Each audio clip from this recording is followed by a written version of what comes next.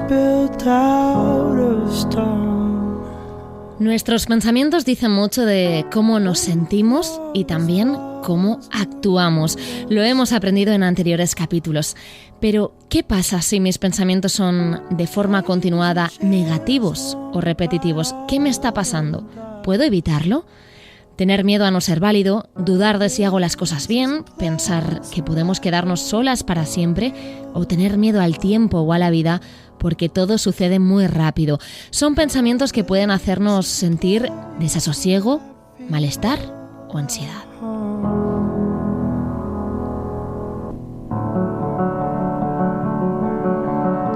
Son pensamientos repetitivos que cuestionan nuestra situación personal, laboral, de pareja o familiar y que sin querer se entrometen en nuestro día a día, nos paralizan, nos hacen sentir inseguros.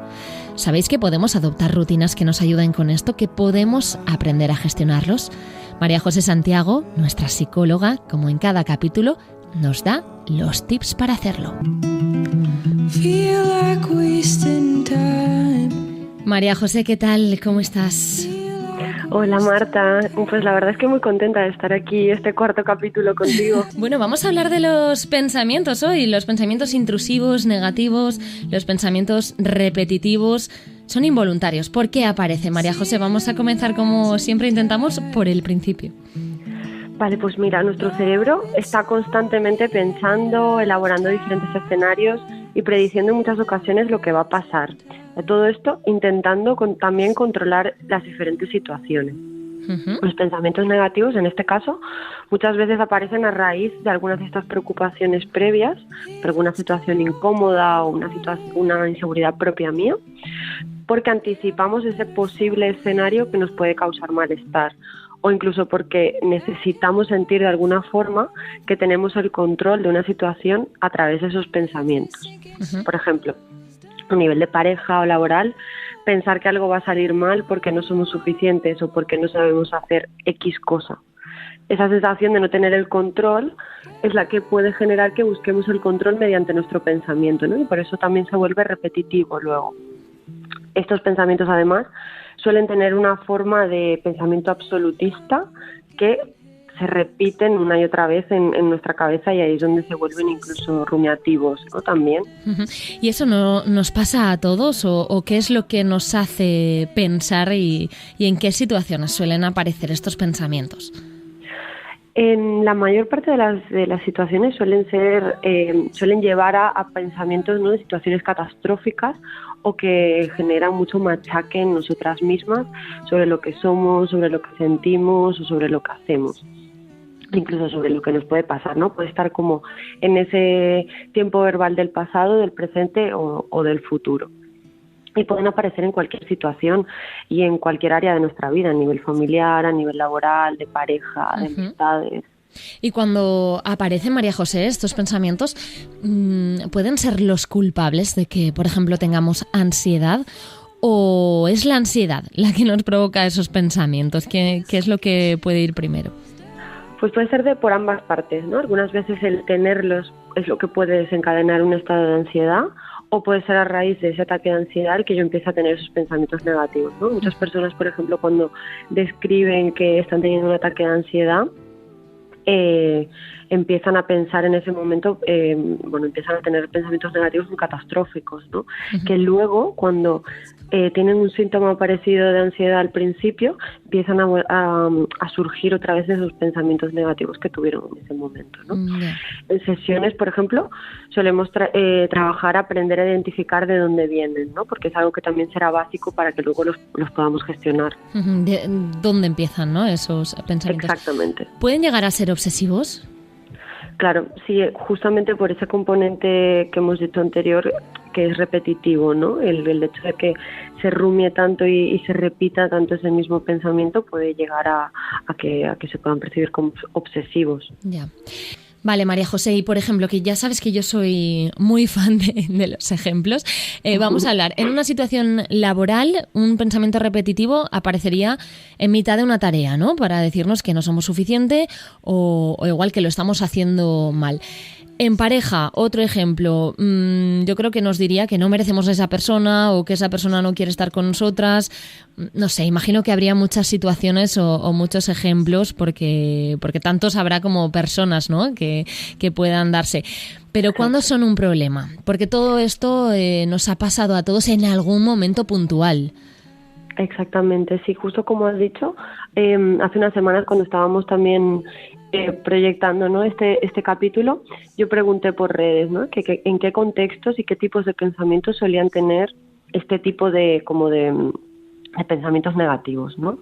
¿Cuáles eran el ejemplo concreto, ¿no? Y ese área principal que salió fue a nivel personal, ¿no? Conmigo misma, cómo me machaco a mí misma con pensamientos negativos. Luego era seguido por el laboral, por el de pareja y familiar, ¿no? Por lo tanto, estos pensamientos, como comentábamos antes, están presentes en cada área de mi vida, ¿no? Yeah. Y por otro lado, estos pensamientos, los pensamientos que más se repitieron eran los relacionados a no sentirnos suficientes, o no ser suficientemente buenas para un trabajo o para una pareja, ¿no? Sí. Yo aquí también, que no salió, pero también añadiría por mi experiencia en terapia, añadiría algunos relacionados a la salud, ¿no? Tanto a la propia como a la de nuestros familiares o a la de personas queridas, sobre todo a raíz del COVID, ¿no? Que surgió ese miedo a la enfermedad, ¿no? Y a que me pudiese pasar algo y al que yo no tuviese el control sobre eso, ¿no? Entonces, con todo esto, yo creo que el problema realmente ocurre cuando esos pensamientos me limitan y no me dejan disfrutar de la situación en la que estoy y me dejan en un estado de malestar, con este bucle de pensamiento que incluso me puede hacer evitar ciertas situaciones, hacer ciertas cosas, a estar con ciertas personas por ese miedo a. O sea, cuando no los conseguimos dejar de lado, ¿no?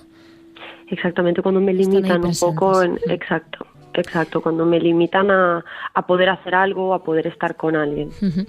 Y para la gente que no puede evitarlos, para la gente que sí que está sufriendo lo que acabamos de comentar con ese miedo a que nos evita hacer cosas, ¿cómo los alejamos? ¿Cómo podemos gestionar lo que aparece de repente en nuestra mente? Me parece muy complicado, ¿eh? Pues vale, como yo decía antes, estos pensamientos, bueno, como estábamos comentando al principio, ¿no? Que son involuntarios y que además suelen tener un contenido creíble, ¿no? Lo digo haciendo las entre comillas por detrás, porque el contenido a veces se basa en cosas que no nos han podido pasar anteriormente o que en ciertos medios tienen un tono realista, ¿no? O sea, que no son cosas que sean desorbitadas, ¿no? Es algo que o ya me ha pasado o yo le doy credibilidad por algún lado. Exactamente, porque le haya pasado a alguien cercano o porque en sí la situación en cierta medida pueda tener ese tono realista, ¿no? Entonces, yo propongo que pillemos la libreta que tenemos para los podcasts. Yo ya la tengo aquí, ¿eh? Ya la tengo. Ya sabes que yo soy súper fan también de escribir. Sí. Venga, pues empecemos por ahí.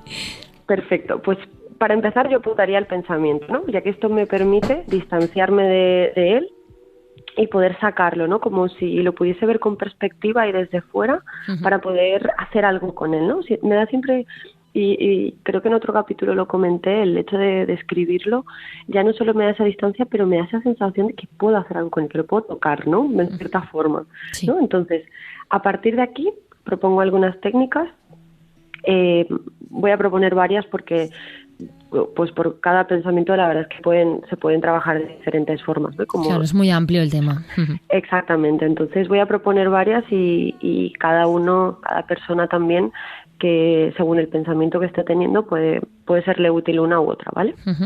Entonces, a partir de haberlo escrito, ¿no? Me planteo con este pensamiento, ¿cuál es su causa, ¿no? ¿De dónde viene este pensamiento? ¿Es de algo que he hecho, de algo que va a pasar, de lo que me culpo, de algo a lo que le tengo miedo, ¿no? ¿Y qué empieza a originar este pensamiento? A partir de aquí, me pregunto, ¿tengo control sobre lo que puedo hacer? Por ejemplo, si es sobre algo que ya ha pasado, no tengo el control, eso ya lo he hecho, y sobre esto la técnica que comentaré al final puede servir. Pero, por ejemplo, si en una situación laboral, que tú has puesto antes un ejemplo laboral, ¿no?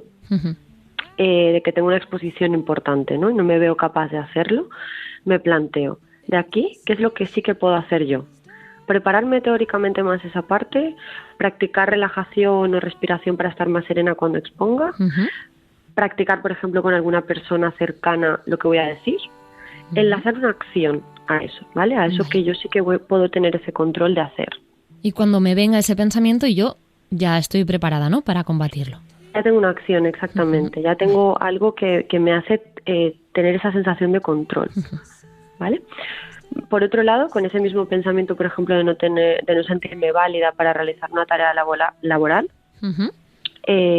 puedo utilizar, y esto también se enlaza con puede servir a esta técnica de algo que ya he hecho, ¿no? De lo que no tengo control, ¿no?, que he comentado anteriormente. Sí. Y aquí se puede utilizar la técnica de las 4 preguntas, que la planteó Beck en la terapia cognitiva, y que nos ayuda a cuestionar estos pensamientos de una forma bastante más práctica. Vale.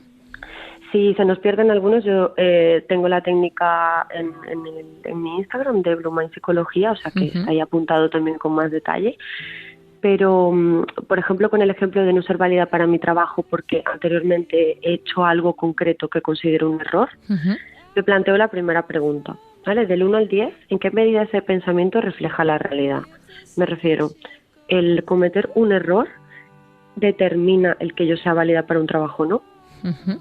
Entonces, del 1 al 10 lo valoro, ¿no? Y con una cosa numérica al que lo puedo ver, lo puedo palpar, ¿no? Con un número de realmente el cometer un error me hace menos válida. Entonces ahí pongo un número empezando. A lo mejor al principio empezamos con un 9, porque el pensamiento realmente es lo que te iba a decir, creo. La gente empezará bastante alto, o al menos yo lo haría así. Exactamente. Entonces no pasa nada si al principio surge un número muy alto, porque la idea es que con las preguntas se vaya reduciendo también ese número, ¿no? Vale. Luego, Siguiente pregunta. la segunda pregunta sería, ¿qué elementos de la realidad tiene ese pensamiento? ¿No? Por ejemplo, pues sí que tiene elementos de realidad, como que he cometido un error, por algo yo estoy pensando que no soy válida, porque si no, no vendría de algo como a lo que me puedo agarrar, ¿no? Entonces aquí tengo que pensar en otros elementos también que hacen que no sea realidad. Eso me refiero, puedo pensar en otras situaciones en las que cometer un error puede verse como un aprendizaje, por ejemplo, ¿vale? Vale. Luego, ¿qué evidencia tengo de ese pensamiento? ¿Vale? La evidencia que te puedo tener puede ser pues que mi jefe o mi jefa me haya dicho que lo he hecho mal y que por lo tanto no sirvo, o que algún compañero me haya puesto una mala cara, pero alguna evidencia real, ¿no? No de que me han mirado mal y yo me lo he imaginado, porque esto muchas veces incluso puedo estar sesgada a mi propio pensamiento, ¿no? Entonces, una evidencia real que tenga de que realmente no soy válida para hacer mi trabajo por ese error que he cometido.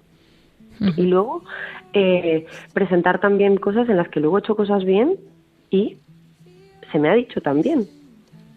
Claro. Aquí el buscar toda esa evidencia completa, no solo la evidencia sesgada a lo que he hecho mal, sino una evidencia completa de en ocasiones en las que he hecho algo bien también cómo se ha valorado eso. ¿Vale? Vale. Y la última pregunta sería, ¿existe alguna explicación alternativa?